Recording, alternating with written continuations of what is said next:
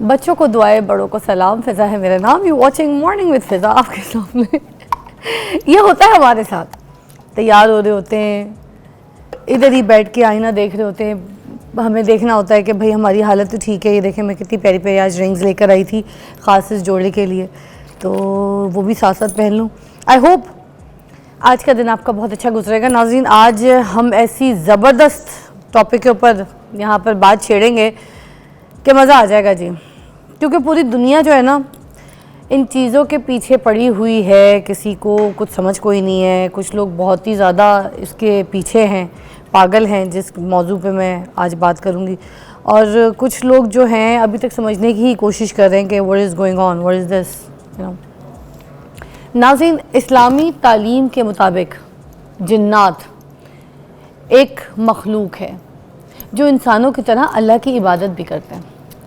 कुरान और हदीस में जिन्नात और उनके वजूद का जो ज़िक्र है वो वाज़े तौर पे मौजूद है। इसके अलावा जादू जो है ना वो एक खुफिया अमल है जिसमें बाज़ औक़ात शैतानी ताकतों का सहारा ले लिया जाता है, और इस्लाम में सख्ती से इस पर जो है ना मना किया गया है। जादू का सहारा लेना कुफ्र के करीब पहुंचा देता है इंसान को और इंसानी ज़िंदगी को भी बिगाड़ देता है। जाली आमिल जादू के नाम पर नफ्सियाती बीमारी को ख़त्म करने का दावा करते हैं और सादा जो बेचारे मासूम लोग हैं ना उनसे लाखों रुपए लूट लेते हैं। इसी तरह इस्तिखारा जो है ना उसका मतलब है अल्लाह ताला से खैर तलब करना, जो कि जायज़ भी है और पसंदीदा अमल है।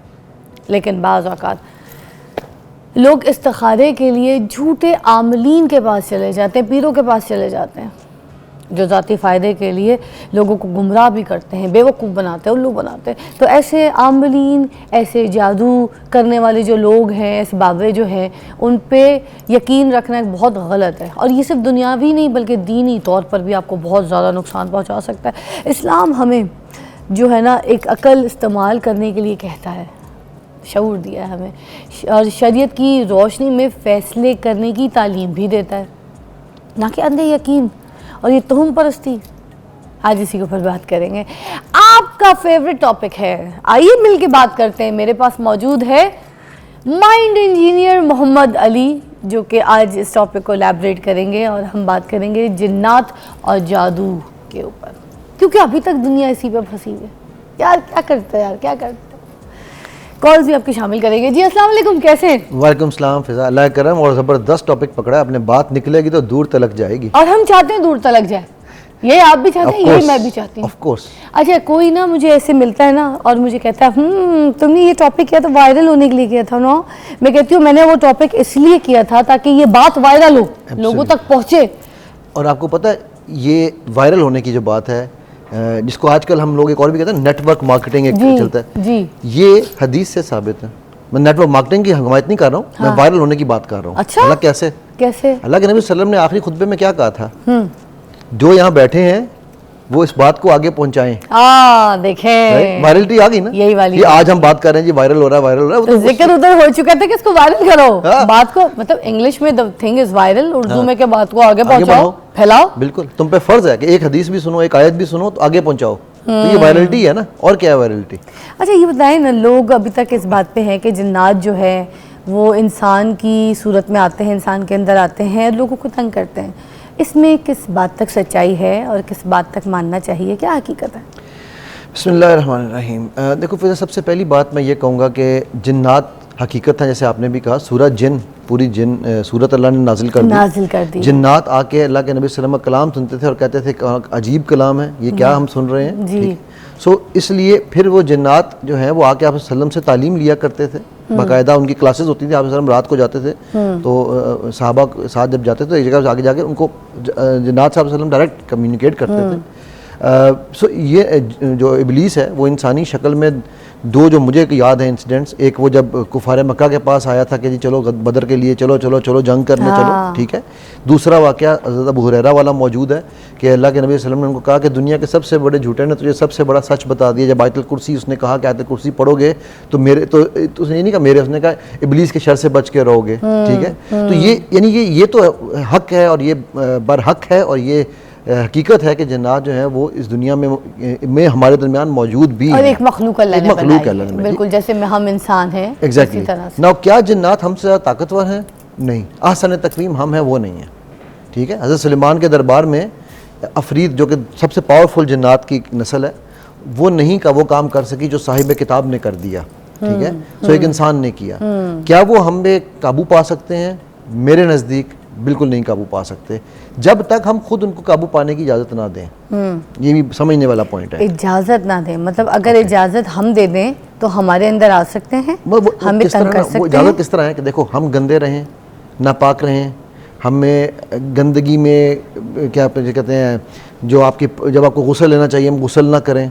मैं बड़े दबे लफ्ज़ों में अल्फाज में ये बातें बयान कर रहा हूँ, ठीक है, नापाकी हालत में हो। ठीक है, तो ये वो आपके वीक पॉइंट्स हैं जहाँ पर वो आप पे, क्योंकि देखो एक चीज़ तो अल्लाह ने कुरान में बड़ी सिंपल कर दी। सूरह नास में क्या कहा है? वसवासिल खन्नास, राइट, अल्लाज़ी युवस्विसु फी सुदूरिन नास मिनल जिन्नति वन नास। तो इसका मतलब है वो वसवसा तो डाल रहा है, ये उसका काम है। फिर अल्लाह के नबी सल्लल्लाहु अलैहि वसल्लम ने कहा कि ये जो है शैतान है, ये तुम्हारे खून में रगों में खून की तरह दौड़ता भी है। अब वो क्या है कि वो पूरे जिस्म से हमारे गुजर, जब पुतला बना रहे थे अल्लाह नबी आदम अलैहिस्सलाम का, तो इब्लीस उसके अंदर से घुसा और उसने पूरे पुतले को अंदर से देखा कि यार अच्छा इसको कैसे कैसे काबू कर सकता हूँ। ठीक है, तो उसने यानी ये सारी चीज़ें वो हमारे पास मौजूद हैं जो उसने की हैं। ना सवाल ये है कि क्या वो जो आपके पास ये जादू जिन्नात के केसेस आते हैं, क्या वो पोजेस्ड हैं या नहीं हैं?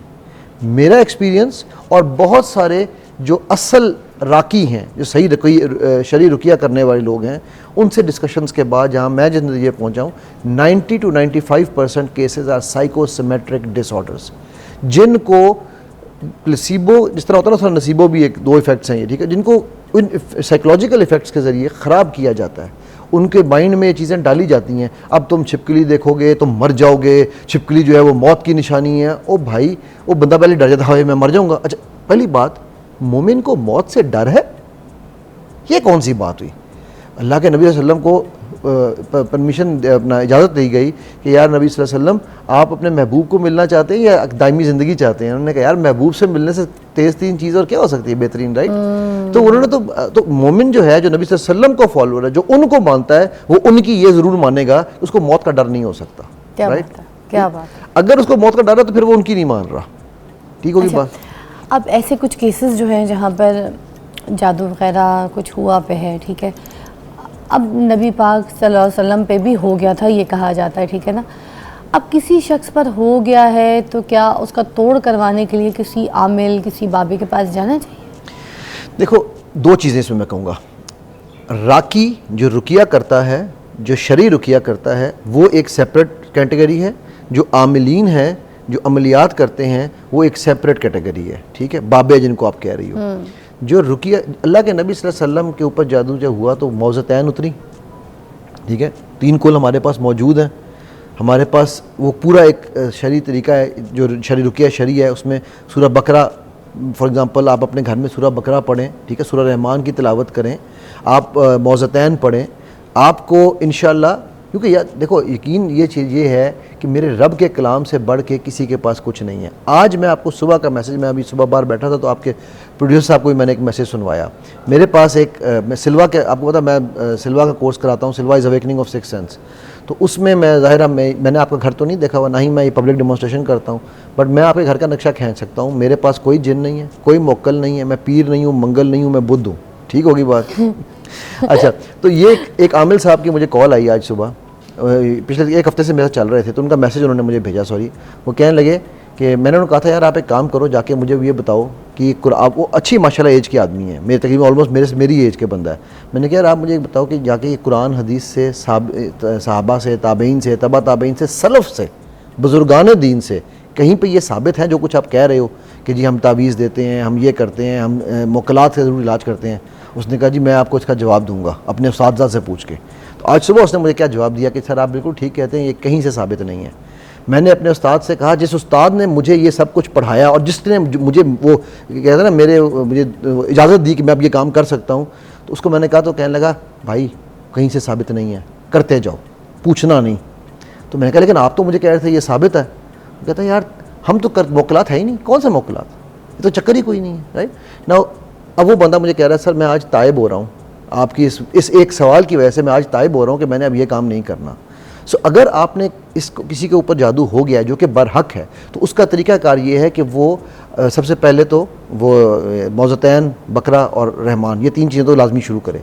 उसके साथ साथ अगर उसको चाहिए तो वो रुक़या शरिया, अगर वो किसी के पास नहीं जा सकता, उसको ये नहीं पता कि वो रुक़या शरिया कर रहा है, तो वो ऑनलाइन भी फ्री में पड़े हुए हैं, मिशरी का है और बड़े बड़े उनके हैं, उनको सुन सकता है। मैं दूसरी चीज़ जो कहता हूँ, अगर वो किसी राकी के पास जाता है जो रुक़या करता है और वो उसको कहता है यार मुझे 5,000 रुपया लूँगा तुमसे रुक़या करने का, समझ जाएं कि वो ठीक है, समझ जाए कि वो ठीक है, ठीक है। अच्छा, इस पे बात करते हैं ब्रेक के बाद, आपकी कॉल्स भी शामिल करेंगे। हमारे पास माइंड इंजीनियर अली है और हम जिन्नात और काले जादू के ऊपर बात कर रहे हैं।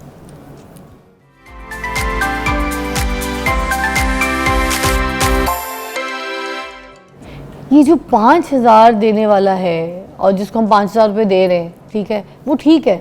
वो ठीक इसलिए है फिजा कि वो किस बात की बात करना जरा क्लियर कर दें। हाँ, वो मैं ये कह था कि अगर कोई आमिल आपसे कहता है कि जी मैं आपसे रुकिया करने के हदिया लूंगा 5,000, 1,000, 2,000, जो भी वो कह रहा है, आप कह रहे हैं वो ठीक है, वो ठीक है। क्यों वो ठीक है? क्योंकि वो आपको अपफ्रंट ये बता रहा है कि भाई मेरा टाइम है, मैं अपने टाइम के आपसे पैसे ले रहा हूँ।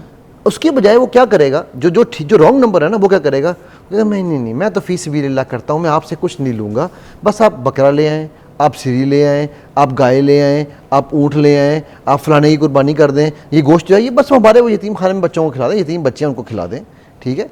वो और फिर वो एक दफ़ा नहीं मंगवाएगा, फिर वो कहेगा जाके काफूर लेकर आएँ, जाके 7 मस्जिदों का पानी लेकर आएँ, मतलब वो आपको इतनी जगहों पर घुमाएगा, ठीक है, कि वो आपके अंदर ये बिलीफ इंस्टॉल कर देगा कि मैं ही तुम्हारा सेवियर हूँ, if not me then nobody else. समझ जाए वो रॉन्ग नंबर है। Very very simple. क्योंकि देखिए जो बंदा आपको अपफ्रंट बता रहा है ना भाई, अब मैं ट्रेनिंग कराता हूँ या मैं सेशंस करता हूँ, तो मैं कोई आपको क्या कहते हैं अपना भाई पानी की बोतल तो नहीं बना के दे रहा ना, मैं टाइम लगा रहा हूँ, सर्विस इंडस्ट्री है तो टाइम लगने की मैं फ़ीस लेता हूँ। डॉक्टर के पास आप जाते हैं, डॉक्टर आपकी बात सुनता है, साइकोलॉजिस्ट के पास जाते हैं, बात सुनता है, वो अपने टाइम के पैसे ले रहा है आपसे, करेक्ट। तो उसके टाइम के पैसे हम राकी को क्यों नहीं देंगे यार? अब हम क्यों राकी को कहते हैं कि तुझे क्यों पैसे दूं, अल्लाह अकबर, ये अल्लाह के लिए कर, फीस भी लीला कर। वो कहता है ठीक है बेटा आजा, फिर इस तरह कर, इतने चावल ले आ, इतना ये ले आ, इतना वो ले आ। फिर वो आप खुद उसको दूसरा रास्ता दिखा रहे हैं कि तू घी जो है ना वो सीधी उंगली से ना निकाल, टेढ़ी उंगली से निकाल। आपको पता है मेरी नई शादी हुई थी, मैं लाहौर शिफ्ट हुई थी कराची से, ठीक है। तो हमारे एक अच्छे जानने वाले एक फवाद के दोस्त थे, तो वैसे तो शादीशुदा थे, बच्चे भी थे उनके, हमें पता है उनके घर खाना पीना भी खा चुके थे, जान पहचान भी थी। तो हमें शिफ्ट हुए को 6-7 महीने हुए थे, तो इसीलिए उनका हमारे घर आना जाना, दोस्ती इस्लाम दो ज़्यादा चल रही थी। मैं उनकी बेगम से भी ज़रा मुखातिब रहती थी कि चीज़ें बता दें लाहौर में किधर ये वो। एक दिन ना मैं और फवाद रात को आ रहे थे रास्ते से, डिफेंस की आपको पता है इतनी कोई आबादी नहीं थी, कुछ जगह घर बने थे, कुछ नए थे, फेज 6 वाली जगह ये सब आपको पता खाली होते थे। तो हम गए तो हमने देखा एक गाड़ी खड़ी हुई है और वो गाड़ी तो उन्हीं की है। तो फवाद ने कहा ये तो मेरे दोस्त की है, मैंने कहा हाँ ये तो भाईजान की है। तो फवाद ने देखा कि इतने वीराने में गाड़ी यहाँ पे क्यों खड़ी हुई है, और उसकी ना वो जैसे वो लाइट होती है ना, वो भी हेडलाइट्स वो भी चली। तो वो फवाद ने ना ऐसे उतर के तो इधर उधर जाके ना, इधर जैसे ही राइट पे देखा है, अब मैं चीख रही थी कि आ जाओ अंधेरा है अंधेरा है अंधेरा, फ़ोन कर लो, नहीं वो उतर गया।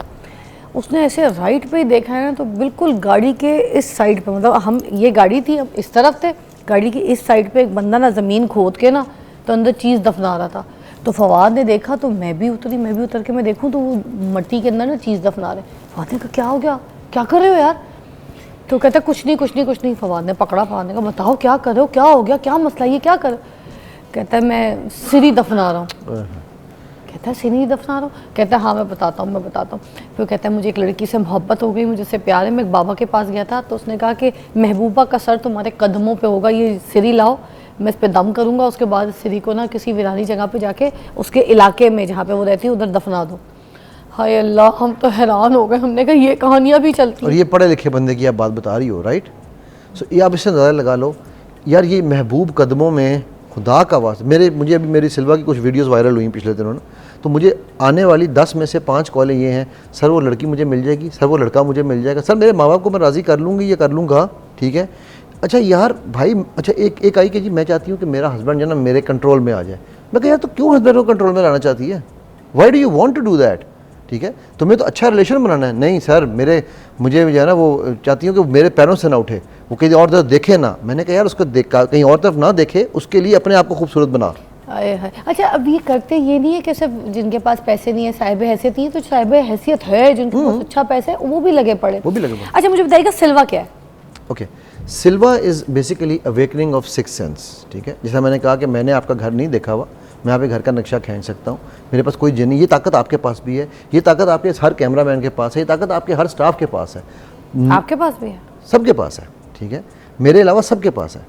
क्यों? क्योंकि मेरे रब ने हम सबको तमाम हिस्से दे के भेजा हुआ है। ठीक है, 10% लोग वो होते हैं जिनको नेचुरली पता चल जाता है यार मेरी छठी हिस्स बहुत तेज़ है, intuition.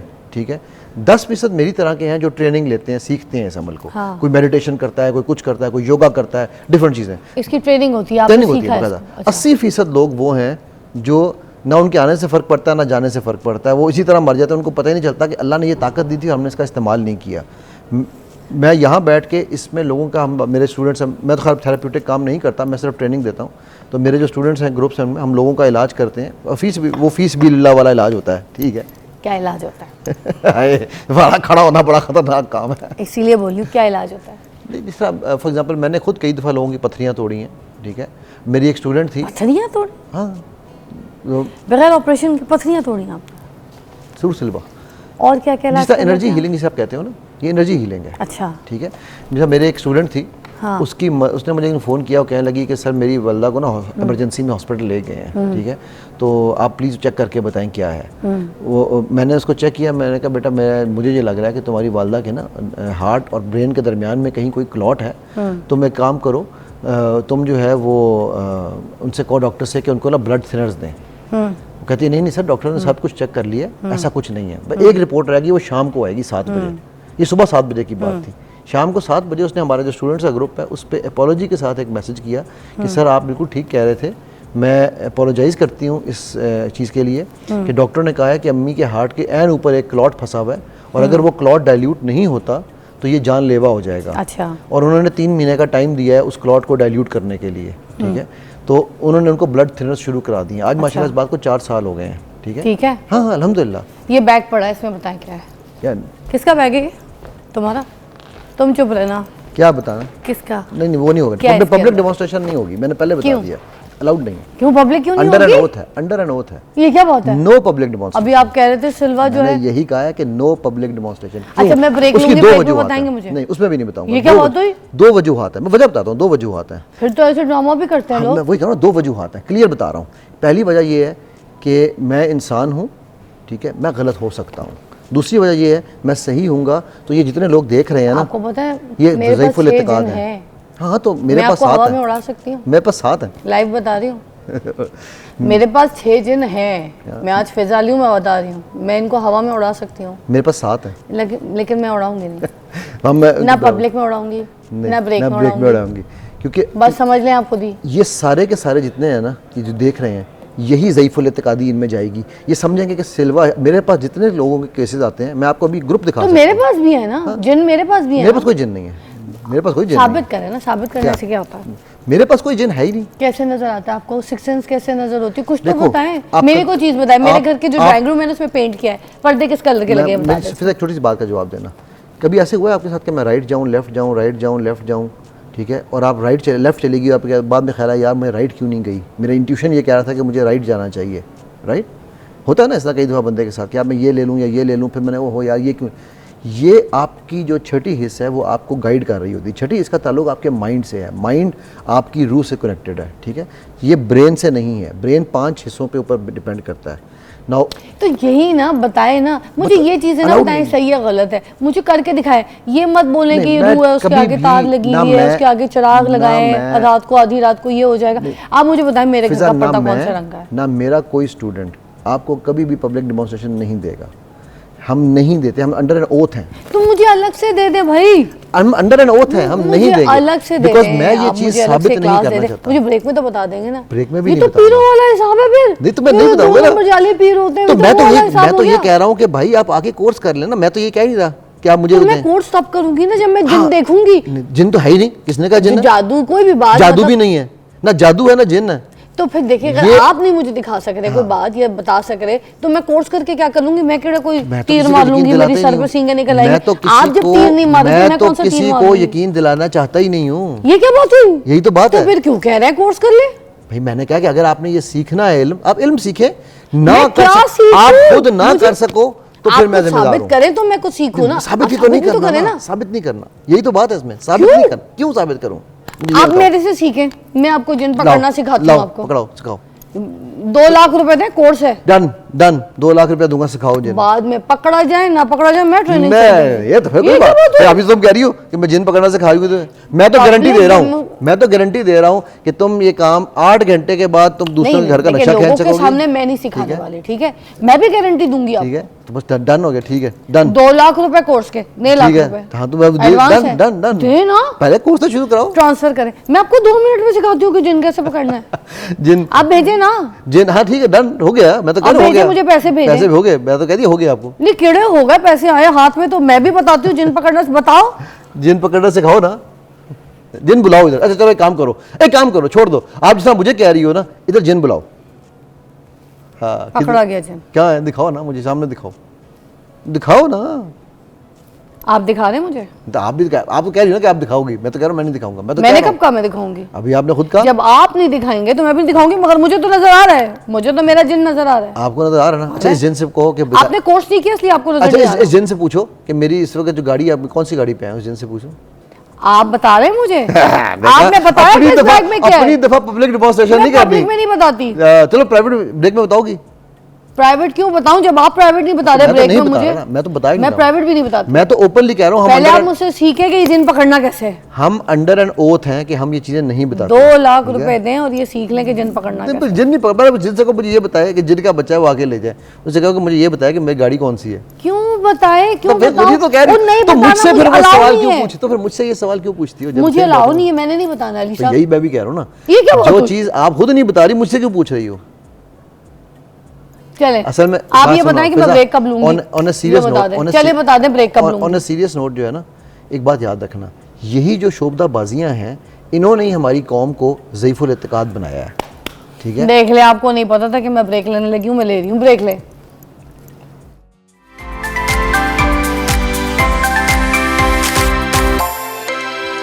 Welcome back, you watching morning with Fiza. नाज़रीन, हीमोफेलिया जो है ना, एक खून बहने की बीमारी है जिसमें खून जमने का अमल जो है ना वो दुरुस्त नहीं होता, जिसकी वजह से मामूली सी जो चोट भी अगर आपको लग जाए ना तो वहाँ पर ब्लड रुकता नहीं है, वो जमता नहीं है। उसकी वजह से वो जो छोटी सी चोट भी जो होती है ना वो बहुत ख़तरनाक साबित हो जाती है। तो ये जो बीमारी है ना, आम तौर पे जैसे थैलेसीमिया, हेमोफीलिया हो गई ना, ये दोनों आम तौर पे वालिदैन से बच्चों में मुंतकिल होती है और इनका जो इलाज है वो फ़िलहाल मौजूद नहीं है, मगर जदीद तरीके के ज़रिए बर वक्त तशख़ीस के ज़रिए मरीज़ की ज़िंदगी को हम बेहतर ज़रूर बना सकते हैं। इन बीमारियों के लिए खून का अतिया देना बहुत ज़रूरी होता है, क्योंकि थैलेसीमिया और ये जो हीमोफीलिया हैं इनको बार बार खून की ज़रूरत मुसलसल रहती है। हमें चाहिए कि हम बाकायदगी से खून का अतिया करें और इन मासूम जानों की जो है ना वो मदद करें। हमारी इस छोटी सी कुर्बानी के ये मुंतज़र होते हैं, हमें सिर्फ ये कुर्बानी देनी होती है कि हमें सिर्फ ब्लड देना होता है। वो खून का एक कतरा होता है ना, वो एक कतरा इनकी जान बचा सकता है। आज हमारे पास मोहम्मद यासीन ख़ान साहब मौजूद हैं जो कि बानी और सदर हैं सुंदस फाउंडेशन के। तो सुंदस फाउंडेशन आपको पहले ही पता है कि बढ़ चढ़ कर काम कर रही है इस थैलेसीमिया के हवाले से, हीमोफीलिया के पेशेंट्स के हवाले से बहुत ज़बरदस्त काम है। और आज हमने इसलिए इनवाइट भी किया ताकि हम इस चीज़ पे बात कर सकें कि किस तरीके से ये हीमोफीलिया जो है ये फैल रहा है, ये है क्या और क्यों ये छोटे छोटे बच्चों में इस तरह से मुंतकिल हो रहा है। क्या पेरेंट्स की या क्या ऐसी प्रॉब्लम्स इश्यूज़ आ रहे हैं माशरे में जिसमें ये हीमोफीलिया के पेशेंट्स अब देखने को बहुत ज़्यादा मिलता है। अस्सलाम वालेकुम, कैसी तबीयत है सर आपकी? अल्हम्दुलिल्लाह सर, बहुत बहुत शुक्रिया आपकी तशरीफ़ आवरी का। तो सबसे पहले तो मुझे बताइएगा कि जो हीमोफीलिया है ये है क्या? मैडम, मैं सबसे पहले तो सिटी 42 ग्रुप का शुक्रिया अदा करता हूँ कि उन्होंने हमेशा जो है हर मौके के ऊपर वो चाहे थैलेसीमिया डे हो, वो हीमोफीलिया डे हो, वो ब्लड डोनर डे हो, वो हेपेटाइटिस डे हो या कोई भी इन बीमारियों के हवाले से हो, तो उसने हमेशा जो है आगाही फैलाने में, लोगों तक दुरुस्त जो है वो मालूमात फराम करने में जो है अपना किरदार अदा किया। तो आप लोग मुबारकबाद के मुस्तहिक हैं कि आपका प्रोग्राम और आपका चैनल जो लोग देखते हैं वो इन बीमारियों के बारे में उनकी आगाही होती है, वो अपने टेस्ट करवाते हैं और बहुत सारी बीमारियों से वो बच जाते हैं। और इस तरीके से जिस तरह सुंदस फाउंडेशन है और दीगर इदारे हैं वो अपना मौक़िफ़ आके बयान करते हैं, अपने इदारे के बारे में बताते हैं, तो वो लोग इनकी मदद भी करते हैं। तो इसलिए मैं जो है आपके ग्रुप का, आप लोगों का बहुत शुक्रगुजार हूँ। बहुत शुक्रिया।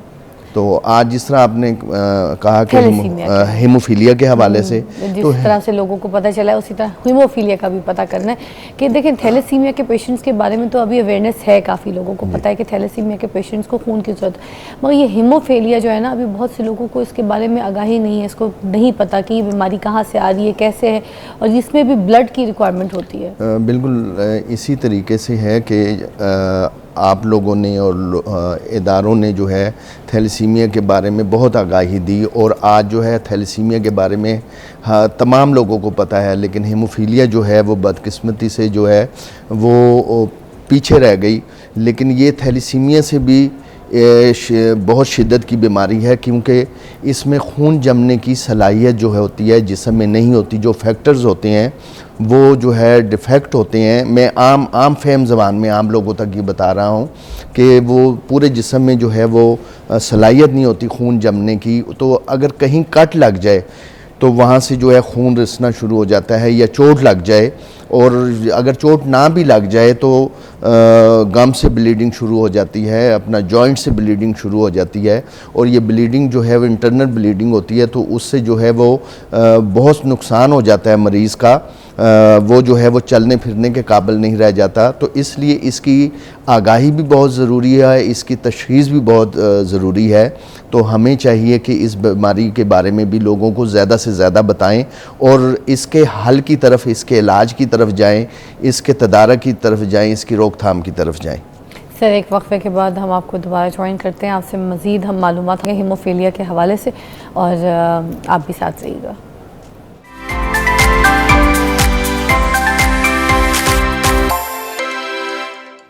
आज हम हीमोफीलिया के बारे में जान रहे हैं, यासीन हमारे साथ मौजूद हैं। सर मुझे बताइएगा कितने पेशेंट हैं कुल पाकिस्तान में हीमोफीलिया के अभी? हीमोफीलिया के मरीज़ों की तादाद जो इस वक्त एस्टिमेटेड है, जिनके बारे में मालूमात हैं, वो तकरीबन 30 से 35 हज़ार हैं। लेकिन मैं ये समझता हूँ कि हीमोफीलिया की बीमारी के इससे ज़्यादा मरीज़ होंगे, क्योंकि एक प्रॉपर तरीके से रजिस्ट्री नहीं है और इनका डाटा जो है वो मौजूद नहीं है। लेकिन जो रिकॉर्ड के मुताबिक हैं इस वक्त जो है वो 30 से 35 हज़ार हैं, लेकिन इनकी तादाद जो है वो ज़्यादा हो सकती है। और ये हीमोफीलिया की जो तशख़ीस है वो कैसे की जाती है? हीमोफीलिया की तशख़ीस जो है वो मुख्तलिफ़ टेस्ट हैं, लेबॉर्ट्री के मुख्तलिफ़ टेस्ट हैं, CBC है, PT है, APTT है, ये जो है लेबॉर्ट्री के टेस्ट हैं, और इतने ज़्यादा जो है वो नहीं मामूली टेस्ट हैं, इनसे जो है इन फैक्टर्स की जो है वो हीमोफीलिया की तशख़ीस हो सकती है। सुंदस फाउंडेशन में जो रजिस्टर्ड है ये हीमोफीलिया के पेशेंट्स, ये कितने हैं? सुंदस फाउंडेशन में जो है, सुंदस फाउंडेशन के मराकज़ में तकरीबन 3000 जो है वो हीमोफीलिया के रजिस्टर्ड पेशेंट हैं, जिनको हम जो है वो सहूलत जो है इलाज मुआलजा की सहूलत जो है फ्री ऑफ कॉस्ट दे रहे हैं। अच्छा सर, ये जो तशख़ीस करनी चाहिए जब हम डायग्नोस्ट करने के लिए जाएं, या उस वक्त चेक क्यों कराना है, रीज़न्स क्या होंगे, सिम्टम्स क्या होंगे जो जाके चेक करवाना है? देखें, ये जो 2 किस्म की जो है वो अपना हीमोफीलिया की किस्में हैं, A और B, और ये ज़्यादातर जो है मर्दों में होती हैं।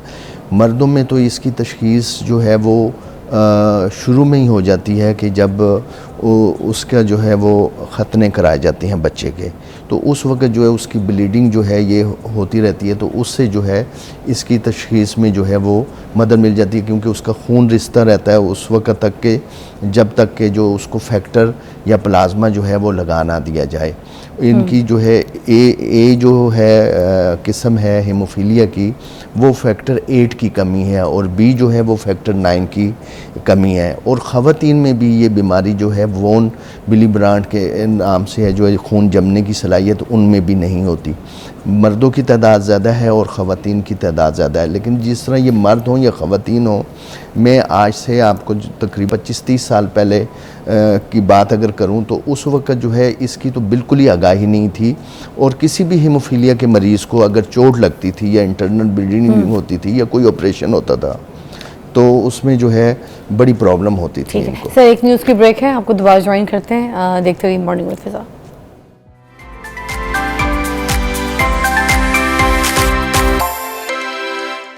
अच्छा, हीमोफीलिया जो कि एक ऐसी बीमारी जिससे थैलेसीमिया के बारे में तो आप लोगों को पता है, मगर हीमोफीलिया के बारे में अभी भी लोगों को नहीं पता।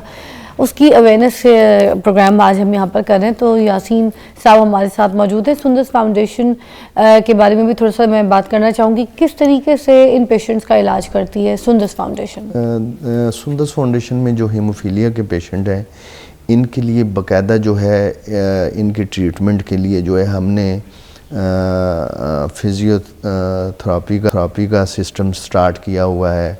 इनके लिए हमने अलग जो है वो डेंटिस्ट जो है वो किया हुआ है, क्योंकि इनके गम्स वगैरह में बार बार ब्लीडिंग से जो है वो अपना क्या कि इनके दांत कमज़ोर हो जाते हैं, और इन मरीज़ों को जो है कोई और हॉस्पिटल या डॉक्टर जो है वो नहीं इनका ट्रीटमेंट कर सकता है। इसलिए इन्हें यहीं पे जो है वो अपना क्या कहते हैं एक ही छत के नीचे जो है वो सहूलत दी जाती है। हम कोशिश करते हैं और लोगों को आगाही देते हैं, उन वालदैन को बताते हैं जब ये स्कूल्स में जाते हैं, टीचर्स को भी बताते हैं कि, और उनको एक स्पेशल जो है कार्ड बना के दिया हुआ है कि इस बच्चे को या इस मरीज़ को हम लोगों ने हर सूरत जो है वो चोट से बचाना है, क्योंकि अगर इसको चोट लगेगी तो फिर जो है वो बहुत तकलीफ़ आएगी इस मरीज़ के लिए।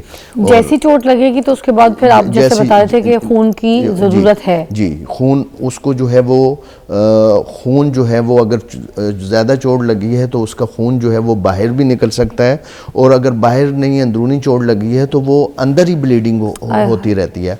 और उसके लिए जो है वो हम जो लोग हमें खून का अतिया देते हैं उसमें से मुख्तलिफ फैक्टर जिसे हम प्लाज्मा कहते हैं, और प्लाज्मा से जो है मुख्तलिफ फैक्टर क्रायोप्रेसिपिटेट, क्रायोसुपरनेंट वो निकाल लेते हैं, सीपी निकाल के जो है इन मरीज़ों का जो है वो इलाज करते हैं। और जिस तरह थैलेसीमिया के मरीज़ों में या आम मरीज़ों को ज़्यादा से ज़्यादा 1 बैग या 2 बैग की ज़रूरत होती है, लेकिन इनकी चोट के मुताबिक इनको अगर ज़्यादा चोट लगी हुई है या इनका कोई ऑपरेशन होना है तो उसमें जो है वो दर्जनों और यहाँ तक कि सैकड़ों जो है वो बैग जो है वो सफ़ेद खून के, यानी हम प्लाज्मा को, फ्रेश फ्रोज़न प्लाज्मा को जो है वो सफ़ेद खून भी कहते हैं आम ज़बान में, वो इनको जो है वो ज़्यादा मकदार में जो है वो देना पड़ता है। और उसके लिए जो है लोगों को चाहिए कि वो खून के एहतियात दें। और इसके साथ साथ जो है वो ये तो हम इसलिए जो है ये सेल्स मैं एक सेकंड से ये देखें, सुंदस फाउंडेशन की वैसे भी आप हेल्प करें। देखें ये नंबर्स चल रहा है, ठीक है, बैंक अकाउंट नंबर भी चल रहा है, मिज़ान बैंक का भी अकाउंट नंबर है, वो भी आप देख लें। इन पे आप अपने अतियात जो है वो दे सकते हैं, ठीक है, डोनेशंस दे सकते हैं अगर आप खून नहीं दे सकते। मगर मुझे लगता है कि जो ब्लड का भी डोनेशन है वो हर एक को देना चाहिए। सुंदस फाउंडेशन एक सही फाउंडेशन है जो ठीक तरीके से काम करिए। इसका पूरा आप देखें, काम देखें, इनका नाम देखें, काफ़ी टाइम से इनका पूरा ट्रैक रिकॉर्ड चलता आ रहा है, ठीक है। मैंने रमज़ान ट्रांसमिशन में भी अपनी बहन की मिसाल दी थी कि हमने इधर से किस तरीके से ब्लड, मैं क्या बल्कि हर घर की कहानी जो है ना, अगर किसी घर में कोई पेशेंट है उसका जो है सुंदस फाउंडेशन के साथ एक है सिलसिला, क्योंकि इस फाउंडेशन ने बहुत से लोगों को खून की मदद की है, बहुत से लोगों की एहतियात की है, बहुत से लोगों के लिए एक सेहत के लिए काम किया। तो आप अपने खून की एहतियात भी, अपने पैसे की एहतियात भी, बैंक अकाउंट्स नंबर चल रहे हैं, काइंडली सही जगह सही इदारे को जो है ना वो अपना पैसा दिया करें, ताकि आपकी जो एहतियात है उसका सही आपको सवाब भी मिले। तो मैं आपसे रिक्वेस्ट करूंगी कि इधर सुंदस फाउंडेशन में ज़रूर अपने एहतियात दीजिए। अच्छा, शादी से पहले वाली एक मैं बात पूछना चाह रही थी कि कोई ऐसे टेस्ट हैं जो मैरिज से पहले हो जाएं, ताकि ये जो बच्चों में बीमारी निकलती है उसके बाद फिर इस तरह की तकलीफ़, क्योंकि आपने कहा बहुत तकलीफ़ वाला इलाज है ये हीमोफीलिया, तो थैलेसीमिया से भी ज़्यादा, तो कोई ऐसे टेस्ट वगैरह नहीं है जो शादी से पहले ही करवा लिए जाए फिर शादी की जाए? लेकिन जैसे ये मौरूसी बीमारी है और जिन ख़ानदानों को तो पता चल चुका है वो अपने जो है, जिस तरह मैंने बताया कि BTA PTT ये टेस्ट करवा लें और उनको इससे जो है वो पता चल जाता है कि ये जो है आगे आने वाले बच्चों में भी मुंतकिल हो सकती है। और जिस तरह थैलेसीमिया की बात हुई उसमें HB इलेक्ट्रोफोरेसिस करवाना होता है, तो हमें जो है इस तरफ जाना पड़ेगा। मैं आपको इससे पहले ये बता रहा था कि ये जो फैक्टर होते हैं ना, ड्राई फैक्टर, अच्छा इनको ये तो खून भी लगता है और खून के साथ साथ जब इसकी शिद्दत ज़्यादा होती है तो ड्राई फैक्टर एक इंजेक्शन की कीमत तकरीबन 60 से 70 हज़ार रुपये है, वो कोई मरीज़ अफोर्ड नहीं कर सकता। इसीलिए मैंने ये कहा है कि अपने एहतियात, अपने पैसे भी ख़ास सुंदर फाउंडेशन को दीजिए, क्योंकि इसकी ट्रीटमेंट के भी अखराजात हैं। खून तो चाहिए ही चाहिए, मस्ट है, मगर इसकी ट्रीटमेंट के अखराजात में भी हिस्सा डालिए। और जब कोई ऑपरेट होता है या कोई ज़्यादा संगीन किस्म का होता है तो इनको जो है वो प्लाज्मा के साथ साथ जो है ये ड्राई फैक्टर भी लगाने पड़ते हैं। अच्छा। और वो एक या दो फैक्टर से नहीं, वो कई फैक्टर्स लगाने के बाद जो है इनको जो है रिलीफ मिलता है। तो इसलिए लोगों को चाहिए कि वो सुंदस फाउंडेशन और सुंदस फाउंडेशन जैसे और इदारे जो हैं उनकी मदद करें ताकि हीमोफीलिया के मरीज़ों का इलाज किया जा सके। और मैं यहाँ पे ये भी कहना चाहता हूँ कि इस बीमारी की जो है आगाही जितनी से ज़्यादा हो वो फैलाई जाए। सिर्फ हीमोफीलिया थैलेसीमिया नहीं, बाकी भी छोटे छोटे जो मसाइल हैं, जिनसे छोटे छोटे मसाइल से बड़े मसाइल फिर जन्म लेते हैं, तो उनको जो है, जिस तरह हेपेटाइटिस फैलता जा रहा है, हेपेटाइटिस में अगर जो क्लिनिक के ऊपर ये डॉक्टर के पास जाता है, अताई डॉक्टरों के पास बिल्कुल ना जाएं, कोएक्स के पास बिल्कुल ना जाएं, और जो सिरिंज वगैरह जो है वो अपनी इस्तेमाल करें। बार्बर के पास जाते हैं तो आप अपना ब्लेड लेके जाएं, अपने औजार जो है वो कटिंग के लेके जाएं। तो ये छोटी छोटी चीज़ें हैं, अपना टावल इस्तेमाल करें, ये अपना ब्रश इस्तेमाल करें, ये सारी चीज़ें हैं। ये छोटी छोटी एहतियातों से जो है आप बड़े मसाइल से जो है वो दो चार हो जाते हैं। और मैं आखिर में ये भी कहना चाहता हूँ कि हुकूमत वक्त को भी ये चाहिए, नो डाउट हुकूमत हमारी मदद करती है हमारे जैसे इदारों के लिए, लेकिन हीमोफीलिया के मरीज़ों के लिए भी ये फैक्टर्स वगैरह हैं, ये इन तक हमारी रसाई भी नहीं है। हमारी रसाई भी जो है बनाई जाए, हमें हीमोफीलिया के मरीज़ों के लिए भी फंड्स दिए जाएं, और हॉस्पिटल्स में भी हीमोफीलिया के मरीज़ों के लिए जो है वो अलग जो है वो वार्ड बनाए जाएं, ताकि जिनका जो है वो इलाज बेहतर तरीके से हो सके। क्योंकि ये बड़ी तकलीफ़ में होते हैं, कोई भी बीमारी है, लेकिन जिस तरह मैंने बताया कि अगर इनको कोई शदीद किस्म की चोट लग जाए या इंटरनल ब्लीडिंग हो जाए तो जिस इनकी तकलीफ़ को नहीं देखा जा सकता, इनके वालिदैन भी तकलीफ़ में होते हैं, इनका पूरा ख़ानदान भी होता है। और अगर कोई हमारा मरीज़ है या कोई भी मरीज़ है हीमोफीलिया का, तो वो इदारे भी जो है बड़ी तकलीफ और सर, ये कज़न मैरिजेस की वजह से भी होती है ना? जी, ये जो है बीमारी जो है कज़न मैरिजेस से भी होती है, और ये बीमारी जो है वैसे भी जो है वो आ सकती है, जो है कज़न मैरिज के अलावा भी आ सकती है। थैंक यू सो मच, बहुत बहुत शुक्रिया आपकी तशरीफ़ आवरी का। आखिर कहना चाहूँगी, अपने एहतियात सुंदर फाउंडेशन के साथ रखें, उनको अपने साथ अपनी ज़िंदगी में जोड़ लें, ताकि आपकी एक छोटी सी नेकी, चाहे आपकी ब्लड की, आपके एहतियात की, आपके पैसे की, किसी की जान बचा सकती है। इनका ट्रैक रिकॉर्ड देख लीजिए, फाउंडेशन देख लीजिए, जाके सर्च कीजिए, जाके फाउंडेशन देखिए और फिर अपने एहतियात दीजिए। मेरी तो देखी भारी फाउंडेशन है, इनका तो ट्रैक रिकॉर्ड पूरी दुनिया में, पूरे पाकिस्तान में लोग उनको पसंद करते हैं, इनके काम की इज्जत करते हैं। और यही जज्बा रखने के लिए आपको भी रिक्वेस्ट करूँगी कि इस जज्बे के साथ सुंदर फाउंडेशन के साथ जुड़ जाइए, अपने एहतियात इस फाउंडेशन को ज़रूर दीजिए। ब्रेक के बाद मिलते हैं।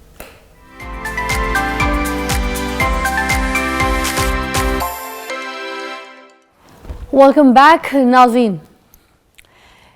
अभी इस्लामाबाद में जो वाक़या हुआ, शदीद बारिश और ज़ालाबारी जो हुई है ना, उसके बारे में बात करेंगे। आपको बताते भी हैं, कुछ फुटेज भी हैं जो दिखाते हैं आपको। इतने बड़े बड़े ओले हमने अपनी ज़िंदगी में, मैं कहूँगी मैंने तो पहली मर्तबा देखे हैं। उस ओलों ने इतना ज़्यादा डैमेज किया है, इतनी चीज़ें डैमेज की हैं। लोगों की जो गाड़ियाँ खड़ी थी उनके शीशे टूट गए, ठीक है, उनकी गाड़ी की जो बॉडीज़ हैं उनके ऊपर डेंट पड़ गए, इवन के इतने के शीशे तोड़ के अंदर घुस गए और वो डैशबोर्ड तक तोड़ दिए उन्होंने। इतने बड़े बड़े पत्थरों जैसे, पहाड़ की जैसे ओले होते हैं, ऐसे पत्थर होते हैं वो। इस्लामाबाद में जो 60% गाड़ियाँ हैं वो डैमेज हो गई नाज़रीन, इस बुरी तरीके से ये ओलेबाजी हुई है। जो शटर के नीचे, छत के नीचे कहीं ऐसे शेडिंग में नहीं खड़ी थी, वो सारी की सारी तबाह हो गई। लोग बेबसी के आलम में अपनी करोड़ों रुपए की जो मालियत की गाड़ियाँ थी उनको तबाह होते ऐसे ही वो देख रहे थे। ठीक है, अच्छा गाड़ियाँ तो चलो कुछ जो शेल्टर में थी वो बच गई। वो जो सोलर लगे हुए थे ना, आपको पता है सोलर तो छत पे लगे होते हैं, उनमें से तो एक भी सोलर वोलर कुछ भी नहीं बचा। शायद ये कोई अगर बच गया हो, लेकिन मैं आपको बताऊं ये तबाही बहुत बड़े पैमाने पे हुई है। और मेरे ख्याल से जौन सा है ना कि इसकी सबसे बड़ी वजह ये भी है कि क्लाइमेट चेंज, इसके बारे में हम बार बार बात कर भी रहे थे। तो ये जो हम चीज़ों को तबाह कर रहे हैं ना, तो कुदरत भी हमें मैसेज दे रही है कि ये तो भी कुछ भी नहीं है, इससे बहुत ज़्यादा कुछ हो सकता है आगे। और दूसरा, हमें अल्लाह ताला से भी तौबा करने की ज़रूरत है, पता है, बहुत शदीद ज़रूरत है, क्योंकि हमारे अमालों के नतीजे में भी ये सज़ाएँ हमें मिल रही हैं। वो कहते हैं ना, ये तो टीज़र है, फिल्म तो अभी बाकी है, तो ये समझ लीजिए पिक्चर अभी बाकी है मेरे दोस्त। तो अल्लाह से सब तौबा कर लें, सीरियस। नेचर को नुकसान पहुंचाना बंद कर दें, ख़त्म कर दें अपनी ज़िंदगी में। नेचर को नुकसान पहुंचा रहे हैं ना, तबाही पक्की लिखी है फिर। ये तो कुछ भी नहीं है, दिल की थी। या अल्लाह जिनका नुकसान हुआ है उनको अल्लाह ताला सब्र अता फरमाए। मेहनत की कमाई होती है, कितनी मुश्किल से अपनी ज़िंदगी लगा के गाड़ियाँ चीज़ें बंदा ख़रीदता है, यू नो, एंड देन उनकी आंखों के सामने। और आपको पता है इस्लामाबाद में तो वैसे ही इतने लोग हैं जिनको गाड़ियाँ रखने का शौक़ है, महंगी से महंगी गाड़ी ड्राइव करते हैं वो लोग, और वहाँ पे जब अपनी चीज़ों की तबाही उन्हें अपनी आंखों से देख, बड़ी तकलीफ दे बात है। अल्लाह ताला उन सब की फैमिलीज़ जो है ना उनको सब्र अता फरमाए और इस अज़ाब से बचाए। एनीवे, अब नाज़रीन अब टॉपिक की तरफ आते हैं। आज हमारा टॉपिक जो है ना वो है हाइजीन के हवाले से, स्पेशली जो ख़वातीन हैं, मर्द हज़रात हैं, उनके लिए। आपको पता है हम हाइजीन की जब बात करते हैं ना, तो सबसे पहले मैं ये सोचती हूँ कि अभी भी मुझे लगता है बहुत से ऐसे लोग हैं जिनको यही नहीं पता कि नहाते कैसे हैं। नहाने के लिए सिर्फ शावर खोल के उसके नीचे खड़े होकर नहा लेना, उसको नहाना नहीं कहते। जो सही नहाना है उसके बारे में भी अभी लोगों को नहीं पता। अब जिस तरीके के मौसम है, जिस तरीके के काम करते हैं लोग, जिस तरीके के रूटीन लाइफ हमारी एक्टिव लाइफ है, उसमें बहुत सारी चीज़ें इस्तेमाल होती हैं। फॉर एग्ज़ाम्पल हम लोग अपनी बॉडी में, जैसे हमें सॉल्ट दिया गया है, समंदरी सॉल्ट, हम कभी अपनी बॉडी पे नमक नहीं लगाते, इस तरह से सॉल्ट नहीं मलते, अपनी बॉडी को स्क्रब नहीं करते, अपनी बॉडी को सही तरीके से साफ़ नहीं करते, प्राइवेट पार्ट्स जो होते हैं उनको सही क्लियर नहीं करते, ठीक है, उनकी हाइजीन नहीं रखते, पाकी का ख्याल नहीं रखते, ठीक है। फिर हम नहाते वक्त, जैसे मोस्टली कुछ ऐसे मैंने देखा जो लोग हैं नहाने के बाद एक वज़ू भी करते हैं अलग से प्रॉपर, जिसमें नाक साफ़ करना, कान साफ़ करना, जबकि शावर के नीचे खड़े हैं और उसके बावजूद भी वहाँ पर भी वज़ू कर रहे होते हैं, क्योंकि वो जो पूरी एक कंप्लीट सफाई है, वो पानी आपका हर तरीके से हर जगह जाना चाहिए, हर तरीके से उसकी सफाई होनी चाहिए। तो हम वो सारी चीज़ें नहीं करते। वार्म वाटर से नहाना चाहिए, ठंडे पानी से नहाना चाहिए, ऐसी बहुत सारी चीज़ें जो लोगों को पता ही कोई नहीं है। मतलब देखा जाए कि नहाने का नहीं पता। इसी तरह हाइजीन की जो आज हम बात करेंगे उसमें बहुत से लोगों को हाइजीन के बारे में इन्फॉर्मेशन ही कोई नहीं है। मैंने आज बुलाया नईमा जी को। अस्सलाम वालेकुम नईमा जी, कैसी तबीयत है? अल्हम्दुलिल्लाह। और ये हमने डिज़ाइन किया था जब लास्ट टाइम नईमा जी आई थी, तो मैंने ख़ास इनको जाते वक्त कहा कि नईमा जी इस पर किसी ने बात नहीं की, सब बता देंगे कील मुहां से ख़त्म कैसे होना है, रंगोरा कैसे होना है, मोटा दुबला कैसे। मैं कह यार हाइजीन का तो डिस्कस करो जो सबसे ज़्यादा इम्पोर्टेंट है। सबसे इम्पोर्टेंट है। अब मैं और आप मिल रहे हैं, अगर हमारे पास से हमारी कोई स्मेल अच्छी नहीं आएगी, हम साफ नहीं है, सबसे पहले तो खुद अच्छा फील नहीं करेंगे, इंसल्ट फील करेंगे और दूसरे को भी अजियत देंगे, इरिटेट होंगे ना, हम पास ही नहीं जाएंगे, दूर दूर से मिलेंगे बस। ना तो हम फ्रेश फील करेंगे, ना हम हेल्दी फील करें। तो अब मुझे आज बताएं कि हाइजीन के ऊपर आप क्या कहना चाहेंगे सबसे पहले तो लोगों को, कि जो हाइजीन का ख्याल ही नहीं रखते। कुछ लोग तो चलो रखते हैं, मगर आज तरीका भी पूरा डिस्कस करें, मगर जो लोग नहीं रखते उनके बारे में क्या कहेंगे? इस तरह आपने स्टार्ट में कह ही दिया कि बहुत से लोग ऐसे हैं कि जिनको प्रॉपर नहाने का नहीं पता। हाँ। ये एक अजीब बात है कि नहाने का ही नहीं पता कि नहाना कैसे है। दुनिया में लोगों को सिर्फ रात सो जाए ना तो दिन में खा लेना, इसका पता है, बस इसका पता है।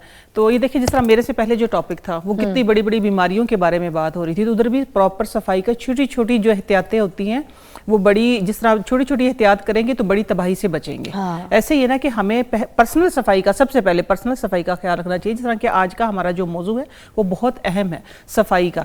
सफाई हमारे देखें खुद की सफाई है, माशरे की सफाई है, इंसान की अपनी। सबसे पहले जब आप पर्सनल साफ होंगे तो आपका घर भी साफ होगा।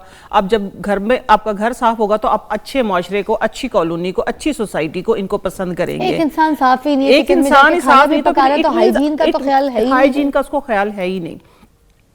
क्योंकि बात अब हो रही है कि जिस तरह के सुन्नती तरीके से अगर हम नहाना ही स्टार्ट कर, जिस तरह आपने ही पहले टॉपिक स्टार्ट में दे दिया उनको इंट्रो, कि वुजू करके अगर आप नहाएं तो हमारी प्रॉपर सफाई वैसी हो जाती है, आधी से ज्यादा।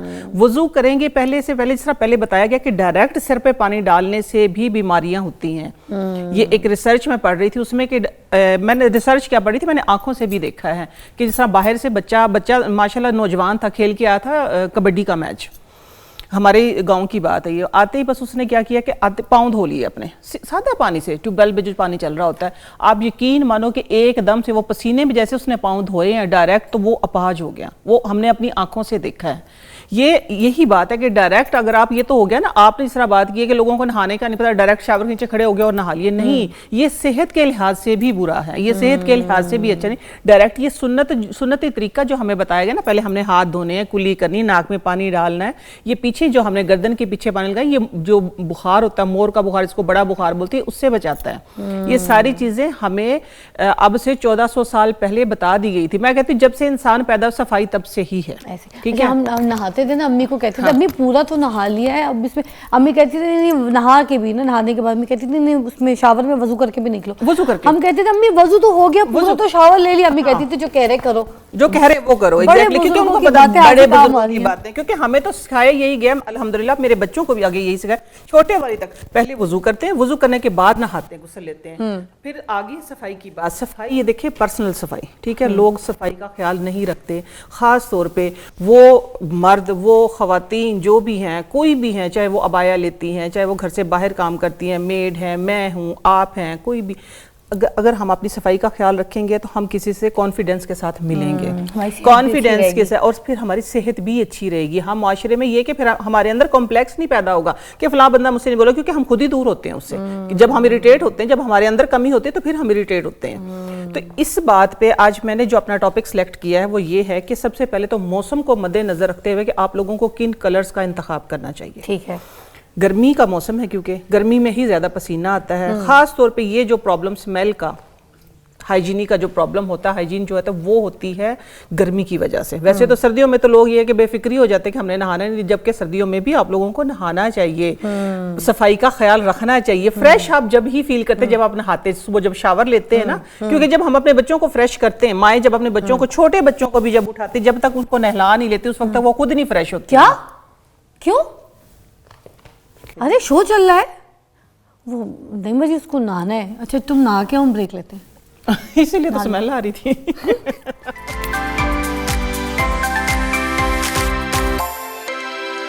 जी, तो सबसे पहले क्या बताना चाहेंगी गर्मियों के हिसाब से, हाइजीन के हिसाब से देखिए, क्योंकि जब आपका स्टमक ठीक होता है ना, जब आपका मैदा साफ होता है, ठीक है, हेल्दी होता है, तो फिर आप हेल्दी होते हैं, ठीक है, आपकी स्किन भी हेल्दी होती है, आपका अंदर भी हेल्दी होता है। तो उसकी वजह से लोग ये करते हैं कि सिर्फ पानी पीते हैं। सबसे अहम बात जो है सॉरी, वो ये है कि पानी, गर्मियों में पानी जो है वो सिर्फ पानी नहीं पीना चाहिए। अच्छा, हाँ जी, ये एक रिसर्च है, पढ़ी है और आजमाई है और आजमाते हैं तो, ठीक है।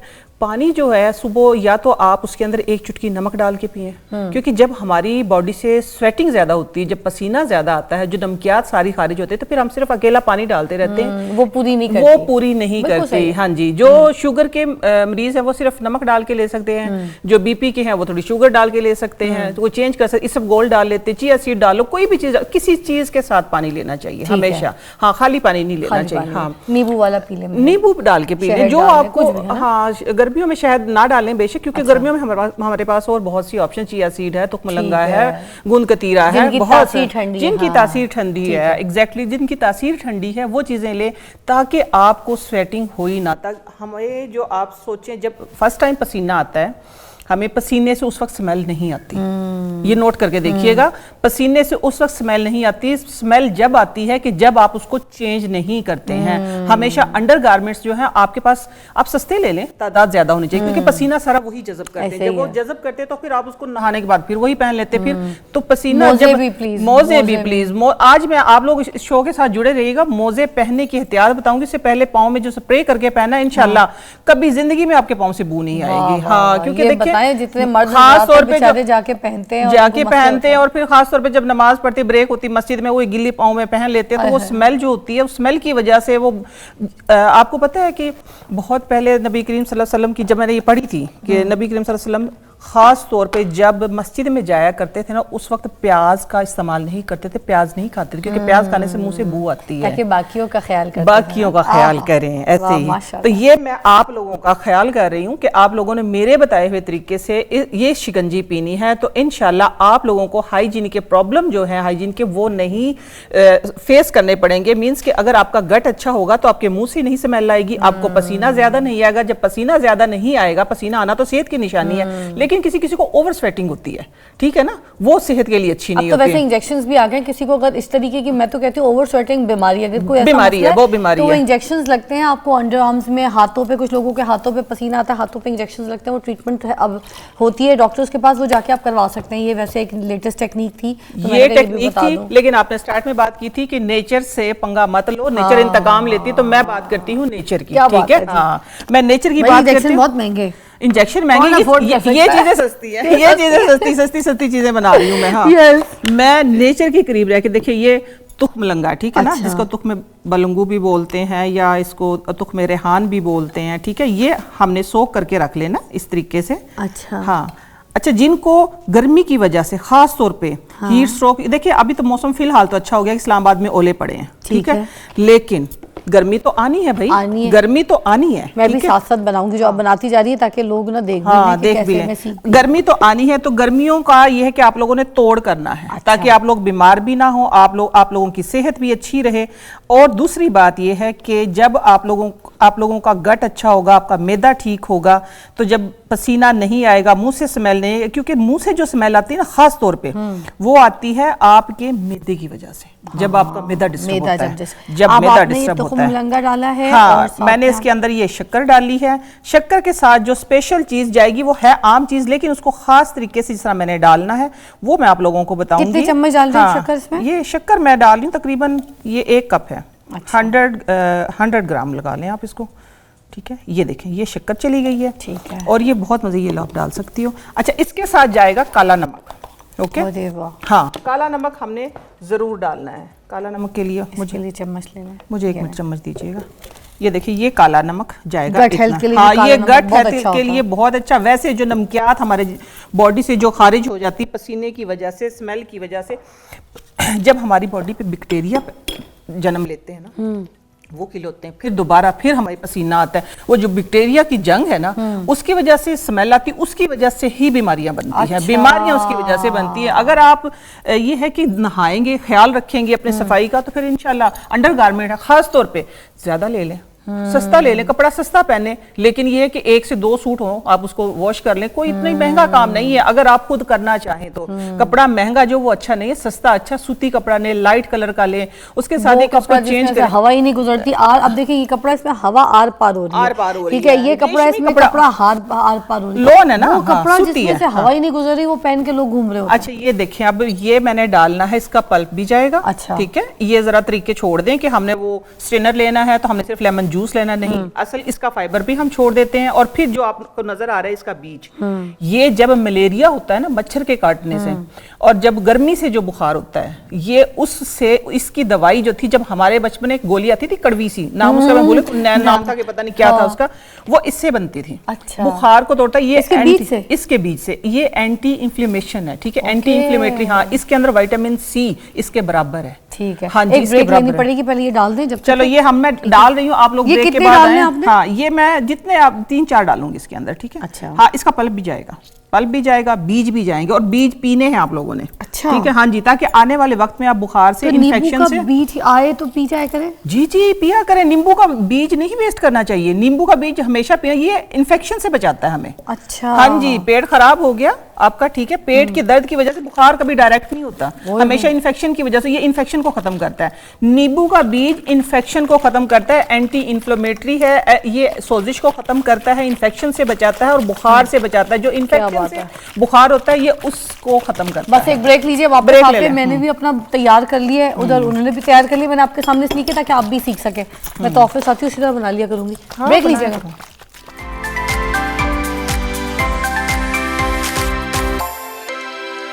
वाह जी, वेलकम बैक। देखें, और आप ये ये शिकंजी। देखें, ये शिकंजी जो शक्कर ये लो, अब इसको ये और तुखम मलंगा वाली नींबू वाली जो है वो तैयार हो गई है। और काला बीज नमक के भी इसके समेत, अंदर क्योंकि है। मैं पहले डेफिनेशन सारी बता चुकी हूँ।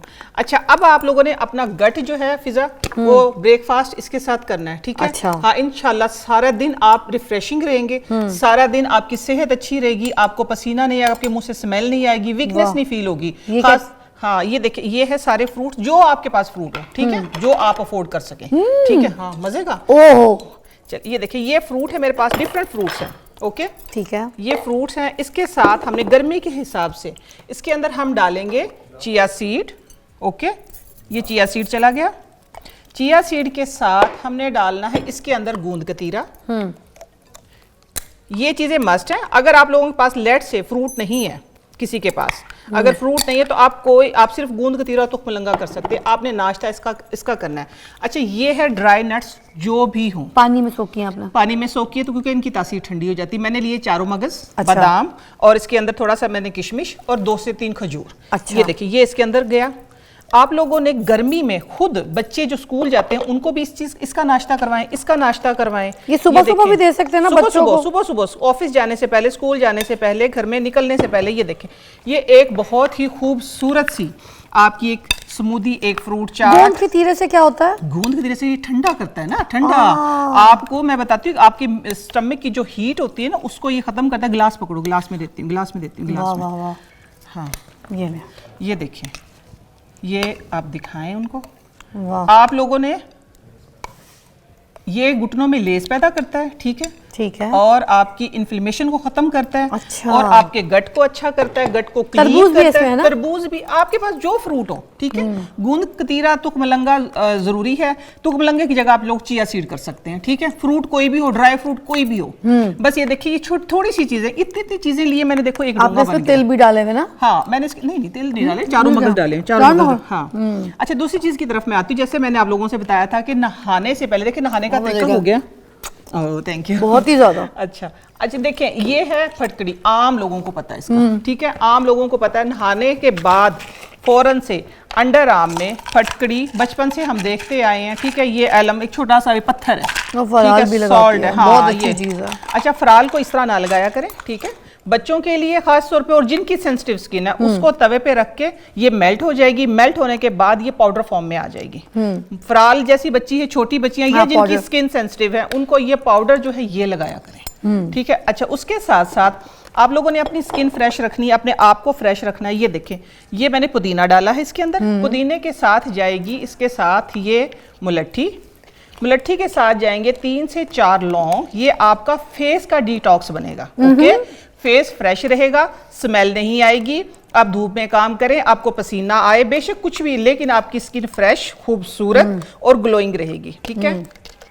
ये पानी है, इसके अंदर हमने सिंपल पानी डाल दिया। ये आपके सादा पानी है? सादा पानी आप लोगों ने डालना है। ये देखिए, खूबसूरत सा आपका डिटॉक्स, फेस का डिटॉक्स बन गया। इसको आप सन ब्लॉक भी कह सकते हैं, ठीक है।